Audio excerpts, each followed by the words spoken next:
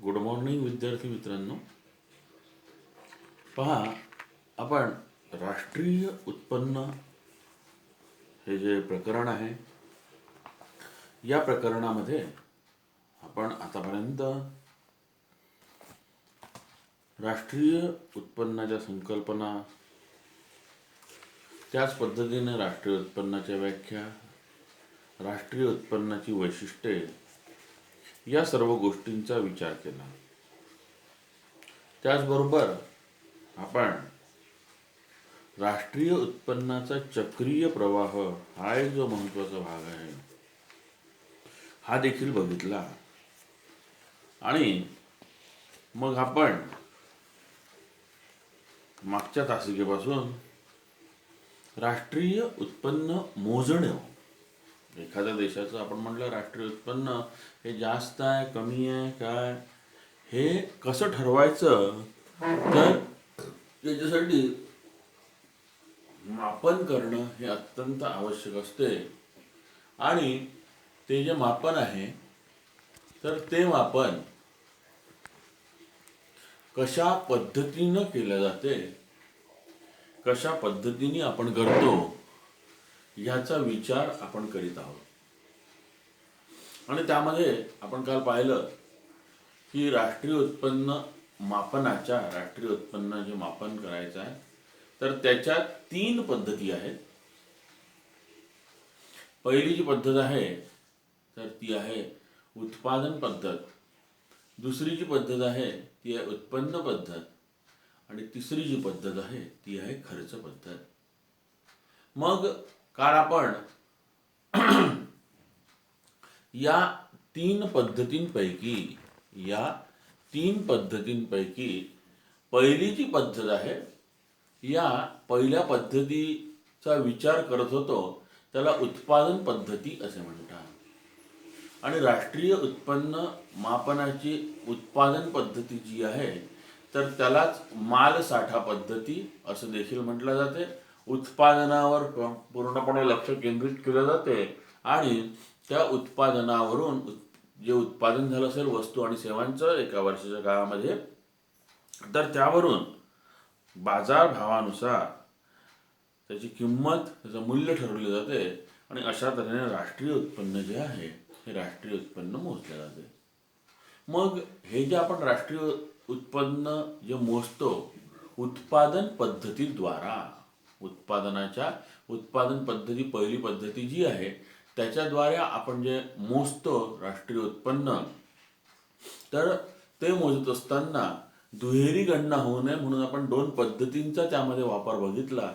की पहिली जी पद्धत होती ती होती अंतिम वस्तू पद्धती. अंतिम वस्तू पद्धती म्हणजे ज्या वस्तू उपभोगासाठी वापरल्या जातात, आणि या पद्धतीनुसार आपण अर्थव्यवस्थेचं प्राथमिक, द्वितीय, तृतीय अशा क्षेत्रांमध्ये वर्गीकरण करतो. आणि उत्पादित झालेल्या सर्व वस्तू आणि सेवा ज्या आहेत तर अंतिम वस्तू आणि सेवा, उत्पादित झालेल्या अंतिम वस्तू आणि सेवा यांच्या बाजार मूल्याची आपण बेरीज करतो. पण त्यावेळी आपण मधली जी प्रोसेस आहे, मधल्या ज्या वस्तू आहेत तर त्यांचं मूल्य हे विचारात घेत नाही. केवळ ज्या अंतिम वस्तू झालेल्या असतात, केवळ ज्या अंतिम वस्तू आहेत त्या अंतिम वस्तूंचंच मूल्य जे आहे हे मूल्य आपण विचारात घेतो. हे आपण काल बघितलेलं होतं. आणि त्यासाठी मी तुम्हाला एक उदाहरण पण सांगितलं होतं की ब्रेडचं उदाहरण, की ब्रेडचे 20 रुपये जर आपण वस्तूमध्ये, जर राष्ट्रीय उत्पन्नामध्ये जर ब्रेडचे 20 रुपये ब्रेडच्या नावाने एका ब्रेडच्या पुढ्याने 20 रुपये जर आपण टाकले असतील, त्याच्यामध्ये मिळवले असतील, तर त्यामध्ये 10 रुपयाला लागणारा गहू किंवा अन्य जे प्रोसेस आहे तर ती होत नाही. दुहेरी गणना टाळण्यासाठी म्हणून केवळ आणि केवळ अंतिम ज्या वस्तू आहे या अंतिम वस्तूंचंच मूल्य मोजलं जाते. आता दुसरा जो प्रकार आहे तो आहे मूल्यवर्धित पद्धती. ही जी मूल्यवर्धित पद्धती आहे, ही मूल्यवर्धित पद्धती पाहत असताना राष्ट्रीय उत्पन्नाची दुहेरी गणना टाळण्यासाठी म्हणून जशी अंतिम वस्तू पद्धती वापरली जाते तशीच मूल्यवर्धित पद्धती देखील वापरली जाते. यामध्ये वस्तूच्या उत्पादनातील प्रत्येक टप्प्यावर तिच्या मूल्यात झालेली वाढ विचारात घेतली जाते. म्हणजे वस्तू जसजशी बनत जाते तशी तशी तिचे जे मूल्य आहे, ती झालेली जी वाढ आहे त्या मूल्यामध्ये ती विचारात घेतली जाते. आणि उत्पादनाच्या प्रत्येक टप्प्यात अंतिम वस्तूचे मूल्य आणि उत्पादन आदाने यांच्या मूल्यातील फरक जो आहे तो मूल्य वृद्धी होय. म्हणजेच थोडक्यामध्ये जर सांगायचं तर अंतिम वस्तू तयार होईपर्यंत प्रत्येक टप्प्यात झालेल्या वर्धित मूल्याची बेरीज करून स्थूल राष्ट्रीय उत्पादन जे आहे हे स्थूल राष्ट्रीय उत्पादन काढलं जाते. आता कसं काय तुम्ही म्हणा, तर मूल्यवर्धित पद्धती म्हणजे अशी पद्धती की वस्तूचं आपण ज्यावेळी उत्पादन करतो तर वस्तूचं उत्पादन करत असताना दुहेरी गणना टाळली जावी. दुहेरी गणना जी आहे तरी दुहेरी गणना टाळली जावी म्हणून या मूल्यवर्धित पद्धतीचा देखील वापर करतात. जसा अंतिम वस्तू पद्धतीचा वापर करतात तसा मूल्यवर्धित पद्धतीचा देखील वापर करतात. मग यामध्ये काय होते की यामध्ये प्रत्येक जी वृद्धी झालेली आहे प्रत्येक टप्प्यावर वस्तू बनत असताना वस्तूचं उत्पादन होत असताना विविध ज्या टप्पे असतात विविध ज्या प्रक्रिया आहेत तर त्या प्रत्येक टप्प्यावर जी वृद्धी झालेली आहे ती वृद्धी विचारात घेतली जाते. उदाहरणादाखल सांगायचं झालं तर कालचं आपण जे बघितलं होतं उदाहरण की ब्रेड जर आपल्याला तयार करायचं आहे तर ब्रेड जर तयार करायची आता सगळ्यात पहिले आपल्याला काय करावं लागेल, गहू जे आहे ते आपण गहू 10 रुपये असं त्याचं मूल्य घेतलं की एक ब्रेडची पुडा तयार व्हायला 10 रुपये लागतात.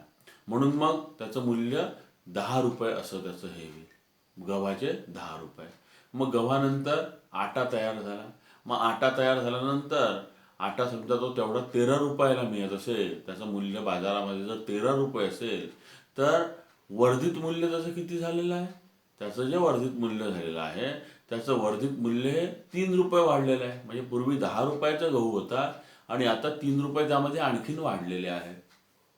त्यानंतर तो आटा आपण आणला आणि त्या आट्यामध्ये जे काय बाकीचे ब्रेड टिकवण्यासाठी म्हणून टाकावं लागते, थोडी साखर टाकावी लागते, तूप तेल वगैरे ह्या ज्या गोष्टी टाकाव्या लागतात.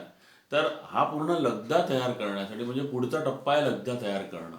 मग हा लगदा तयार करण्यासाठी समजा पूर्वी आपण असा विचार केला की 10 रुपयाचे गहू झाले, 12 रुपयाचं किंवा 13 रुपयाचा तो आटा मिळाला आपल्याला आणि 13 रुपयाचा आटा मिळाल्यानंतर 18 रुपये आपल्याला त्या ठिकाणी लगद्यासाठी लागलेले आहे. म्हणजे लगद्याचं मग लगदा होईपर्यंतचं वर्धित मूल्य किती झालेलं आहे, तर आटा ते लगदा तयार होईपर्यंतचं जे वर्धित मूल्य आहे ते 5 रुपये आहे. मग आपण जर टोटल विचार केला तर 10 अधिक 3 बरोबर 13, 13 अधिक 5 बरोबर 18 रुपये. लगद्याचं मूल्य आपण एकूण मूल्य 18 म्हटलं होतं आणि वर्धित मूल्य पाहत असताना 10 रुपये गव्हाचे अधिक 2 रुपये आट्यामागे वाढले अधिक 5 रुपये लगद्यामागे वाढले. आणि नंतर ज्यावेळी ब्रेड तयार होते त्यावेळी ती ब्रेड समजा आपण विचार केला की टोटल त्याची जी किंमत आहे ती 20 रुपये, अंतिम वस्तू ब्रेड आहे. ती ब्रेड तयार होईपर्यंत 20 रुपये म्हणजे मग लगद्यापासून ब्रेड तयार होईपर्यंत किती रुपये लागलेले आहे, 2 रुपये लागलेले आहे. याचाच अर्थ असा झाला की आपण वर्धित मूल्य प्रत्येक टप्प्यावर वस्तूच्या प्रत्येक टप्प्यावर वस्तू बनत असताना वस्तूच्या प्रत्येक टप्प्यावर जी वाढ झालेली आहे तर त्या वाढीचा आपण या ठिकाणी विचार केला होता. आणि मग अंतिम मूल्य एकूण मूल्य जे आहे ते एकूण मूल्य आपण राष्ट्रीय उत्पन्नामध्ये आपण ॲड करत असतो, त्याची बेरीज करत असतो. आणि अशा प्रकारे ही जी मूल्यवर्धित पद्धती आहे, ही जी मूल्यवर्धित पद्धती म्हटलेलं आहे तर ही मूल्यवर्धित पद्धती ही या पद्धतीनुसार आपण तयार करीत असतो म्हटलं तरी चालेल. त्या पद्धतीने आपण मूल्यवर्धित पद्धतीचा वापर करून राष्ट्रीय उत्पादन जे आहे तर हे राष्ट्रीय उत्पादन आपण काढत असतो. आणि प्रत्येक टप्प्यामध्ये अंतिम वस्तू तयार होईपर्यंत ब्रेड तयार होईपर्यंत प्रत्येक टप्प्यामध्ये जी वाढ झालेली आहे तर प्रत्येक टप्प्यात झालेल्या वर्धित मूल्याची सगळ्या शेवटी आपण बेरीज करतो आणि अशा रीतीने स्थूल राष्ट्रीय उत्पादन जे आहे हे स्थूल राष्ट्रीय उत्पादन काढलं जाते. या ठिकाणी आता आपण आज दुसरं उदाहरण तुम्हाला सांगतो मी, आणि कशा पद्धतीने तो मूल्यवर्धित उत्पादन असतो, दृष्टिकोन असतो, तो कशा पद्धतीने असतो तो आपण आता सर्वात प्रथम पाहूया.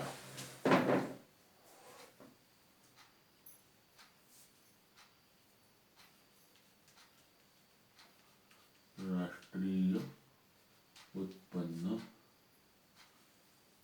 मूल्य वर्धित पद्धती बघायची आहे आपल्याला. मग आता ही जी मूल्यवर्धित पद्धती आहे, तर ही मूल्यवर्धित पद्धती पाहत असताना आपण टेबलचा एका वापर करूया, म्हणजे तुमच्या लवकर लक्षात येईल की कशा पद्धतीने मूल्यवर्धित उत्पादन दृष्टिकोन जो असतो हा मूल्यवर्धित उत्पादन दृष्टिकोन आपल्याला दिसून येतो. मग एक एक एक एक उत्पादनाची जी पायरी असते ती उत्पादनाची पायरी पाहायची. आता आपण या ठिकाणी मी तुम्हाला जरी समजून सांगताना ब्रेडची उदाहरण घेतलं होतं, तर ब्रेडचं उदाहरण न घेता आता आपण दुसरं उदाहरण घेऊया, कारण ब्रेडचं उदाहरण आपण अंतिम वस्तूमध्ये घेतलेलं होतं. म्हणून मग पाहू आता. सगळ्यात पहिला आहे उत्पादनाची पायरी.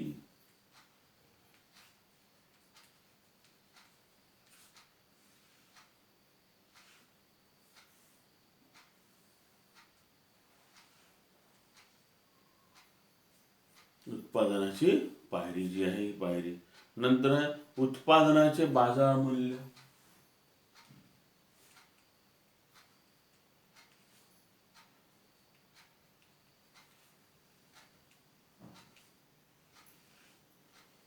त्यानंतर आहे आधारांचे मूल्य.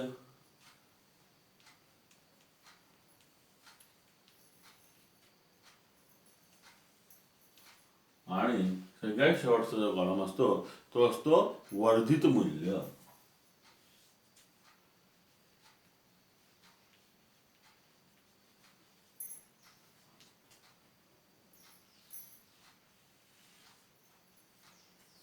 आता बघा, सगळ्यात आता या ठिकाणी आपण रेडीमेड शर्टचं उदाहरण घेऊया की रेडीमेड शर्ट कसा बनतो.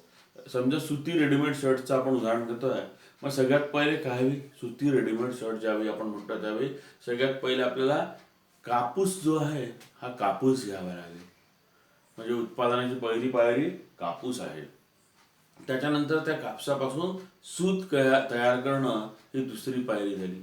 या सुतापासून कापड तयार करणं ही तिसरी पायरी झाली.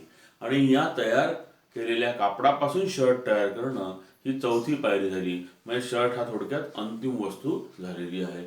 म्हणजे ज्यावेळी आपण शर्टचा विचार करतो आहे, रेडीमेड शर्टचा ज्यावेळी विचार करतो आहे, त्यावेळी कापूस, सूत, कापड आणि शर्ट अशा 4 टप्प्यांवर 4 पायऱ्यांमधून आपल्याला जावं लागणार आहे. तो जो शर्ट आहे तो आपल्याला पाहावा लागणार आहे. मग बघूया आपण. सगळ्यात पहिले आपण विचार केला की शर्टसाठी कापूस लागणार आहे. मग हा जो कापूस आहे या कापसाचं बाजार मूल्य जे आहे हे बाजार मूल्य 150 रुपये आहे.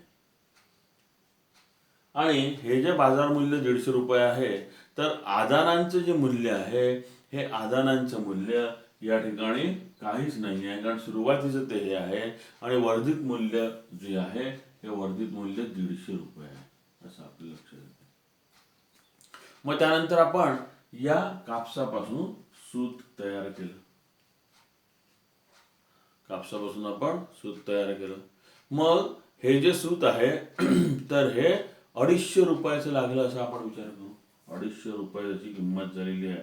ज्यावेळी आपण सूत तयार केलं त्या कापडासाठी लागणारं त्या कापसापासून ते 250 रुपये झालेलं आहे. या ठिकाणी आदानांचं मूल्य 150 रुपये आहे. म्हणजे पूर्वीचं जे कापूस आहे त्याचं मूल्य 150 रुपये आहे. आणि वर्धित किती झालं मग, 250 वजा 150 बरोबर 100 रुपये. म्हणजे वर्धित मूल्य या ठिकाणी किती झालेलं आहे, 100 रुपये झालेलं आहे. नंतर मग या सुतापासून आपण कापड तयार केलं. या सुतापासून आपण 10 मिनिटं अजून आपण कापड तयार केला. आणि या सुतापासून आपण कापड तयार केल्यानंतर मग त्यावेळी उत्पादनाचं बाजार मूल्य किती झालं हे आता आपण पाहणार आहोत. उत्पादनाचं बाजार मूल्य. उत्पादनाचं जे बाजार मूल्य आहे, उत्पादनाचं जे बाजार मूल्य आहे, तर हे उत्पादनाचं बाजार मूल्य अर्थात ते जे कापड या शर्टसाठी लागणार ते 400 रुपयाला मिळालं. 400 रुपयाची किंमत आहे बाजार मूल्य. मग या ठिकाणी पूर्वीचं हे किती आहे आधार मूल्य? 250 रुपये आहे.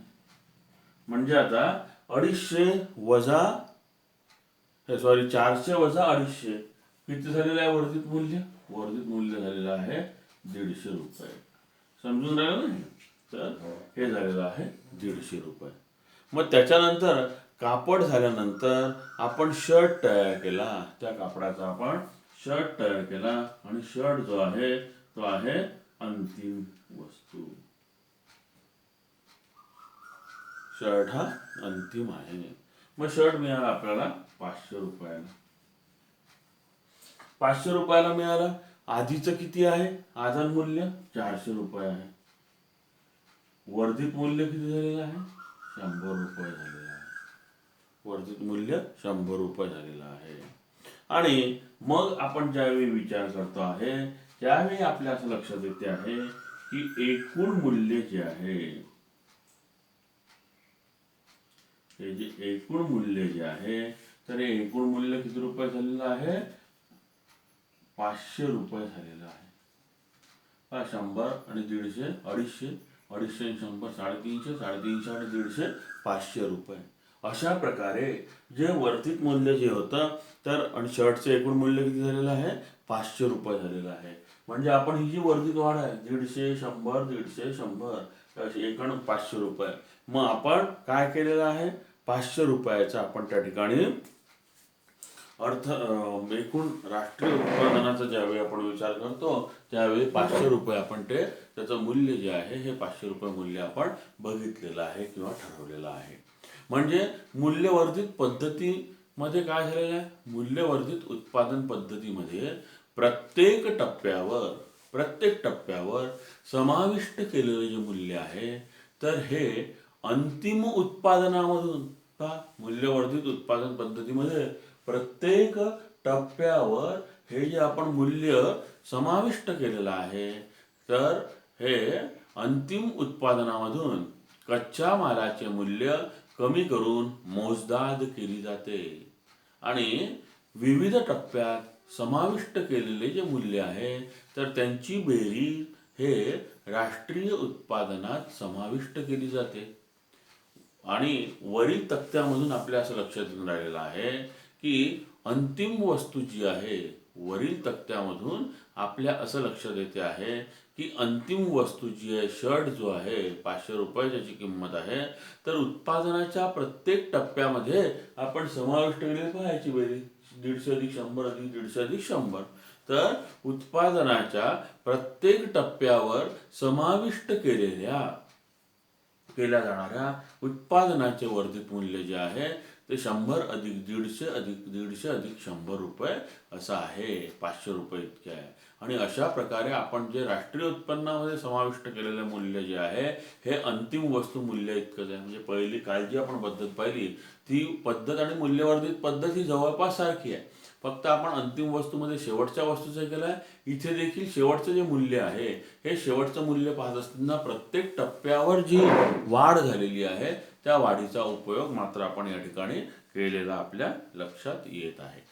तर अशा पद्धतीने उत्पादन पद्धतीने मापन केले जाते. उत्पादन पद्धतीने मापन करत असताना या दोन पद्धतींचा आपण वापर करतो. मग हे झाल्यानंतर आपल्याला जे राष्ट्रीय उत्पन्नाचं या उत्पादन पद्धतीद्वारे मापन करत असताना काही काळजी घ्यावी लागते, काही दक्षता घ्याव्या लागतात. ती जर काळजी आपण घेतली नाही, त्या जर दक्षता आपण घेतल्या नाही तर आपलं जे राष्ट्रीय उत्पन्न आहे या उत्पादन पद्धतीनुसार मापन करत असताना ते जर दक्षता आपण घेतली नाही तर खऱ्या अर्थाने ते जे राष्ट्रीय उत्पन्न आहे हे राष्ट्रीय उत्पन्न मोजले जात नाही. ते बरेचदा एक तर खूप जास्त मोजले जाते किंवा बरेचदा एक तर खूप कमी मोजले जाते. म्हणजे ते आपल्याला जे अगदी अचूक मूल्य पाहिजे, तर ते बिनचूक मूल्य आपण काढू शकत नाही. म्हणून आपल्याला दक्षता घेणं आवश्यक आहे. मग कोणकोणती दक्षता घ्यायची ते पाहत असताना सगळ्यात पहिले दुहेरी गणना टाळण्यासाठी फक्त अंतिम वस्तू आणि सेवांचे मूल्यच विचारात घेतलं जाते. दुहेरी गणना जी आहे, तर ही दुहेरी गणना टाळल्या गेली पाहिजे सगळ्यात पहिले. कारण असं आहे की दुहेरी गणना टाळल्या जर गेली नाही तर खूप मोठ्या प्रमाणामध्ये अंतिम हे राष्ट्रीय उत्पादन वाढलेलं आढळेल. कारण आपण जर समजा या शर्टचा विचार केला आणि आपण हे जर पाहत बसलो की बा हे 150 रुपये आपण गेले, अधिक 250 रुपये, अधिक 400 रुपये, अधिक 500 रुपये, असा जर आपण विचार करत बसलो तर निश्चितपणे शून्य पासून तो 10 शून्य चला एक 6 4 10 3 13 1300 रुपये नुसत्या शर्टची किंमत दिसणार आहे. परंतु प्रत्यक्षात किंमत किती आहे? 500 रुपये. म्हणून दुहेरी गणना टाळण्यासाठी फक्त अंतिम वस्तू आणि सेवा ज्या आहेत तर त्यांचंच मूल्य आपण विचारामध्ये घेतलं पाहिजे. नंतर दुसरी दक्षता आपल्याला पाहायची आहे की शेतकरी जो आहे हा शेतकरी शेतामध्ये धान्य पिकवतो. मग शेतकऱ्याने स्वतःच्या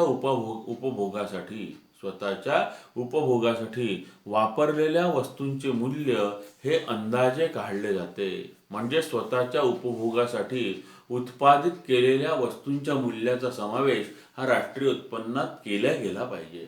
कारण शेवटी त्याचं ते उत्पादन झालेलं आहे.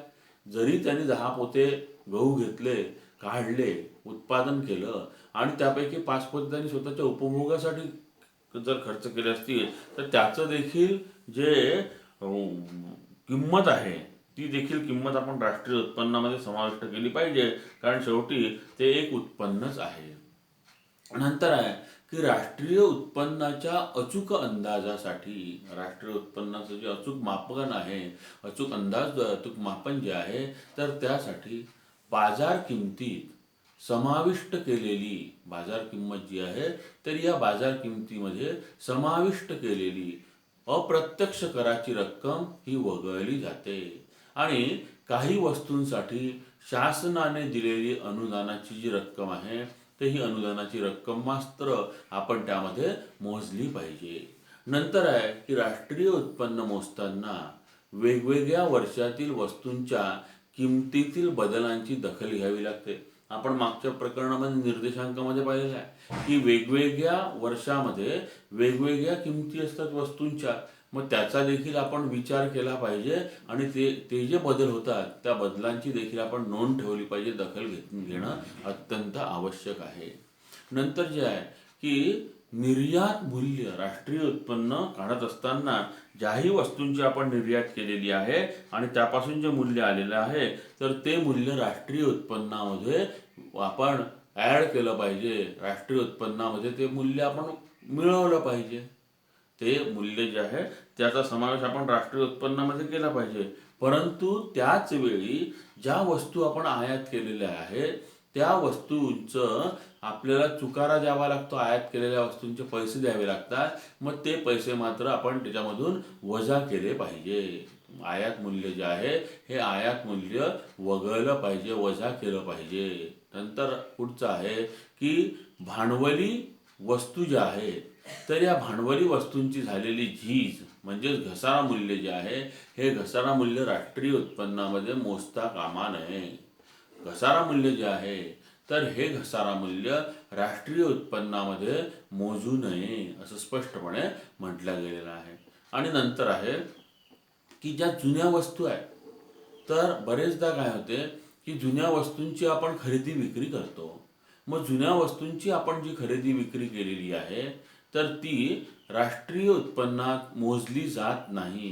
कारण ते मागील किंवा त्या मागील वर्षातलं उत्पादन असते. चालू वर्षातील उत्पादन ते कधी नसते. एखाद्याने घर बांधलेलं आहे 2 वर्षापूर्वी तर 2 वर्षापूर्वी आपण राष्ट्रीय उत्पन्नात त्या घराची किंमत मोजलेली आहे. परंतु आज आपण ते घर विकलं तर दुसऱ्यांनी ते घर घेतलं म्हणून त्याचा राष्ट्रीय उत्पन्नात समावेश करू नये. कारण ऑलरेडी 2 वर्षापूर्वी त्याचा समावेश राष्ट्रीय उत्पन्नामध्ये झालेला आहे आणि ते जुनं घर आहे म्हणून मग त्याचा समावेश करू नये. अशा प्रकारे ही जी दक्षता आहे ही दक्षता घेणं अत्यंत आवश्यक आहे. साधारणतः पहा, अविकसित देश जे आहे या अविकसित देशांमध्ये मोठ्या प्रमाणावर या उत्पादन पद्धतीचा वापर केला जातो. राष्ट्रीय उत्पन्न मोजताना उत्पादन पद्धतीने राष्ट्रीय उत्पन्नाचं मापन करीत असताना अनेक अडचणी येतात आणि त्यामुळे ह्या पद्धतीची विश्वासार्हता जी आहे ही थोडीशी कमीच आहे.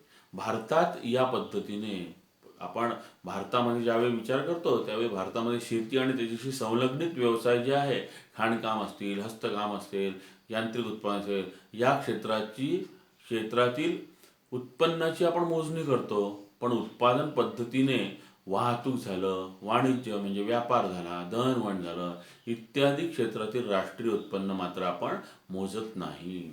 म्हणजे काही भाग आपण या पद्धतीने उत्पादन पद्धतीने मोजतो, परंतु सर्वच्या सर्व उत्पन्न आपण मोजत नाही. अशा प्रकारे उत्पादन पद्धती जी आहे ही उत्पादन पद्धती आपण पाहिलेली आहे. यानंतर आपल्याला उत्पन्न पद्धती जी आहे या उत्पन्न पद्धतीचा विचार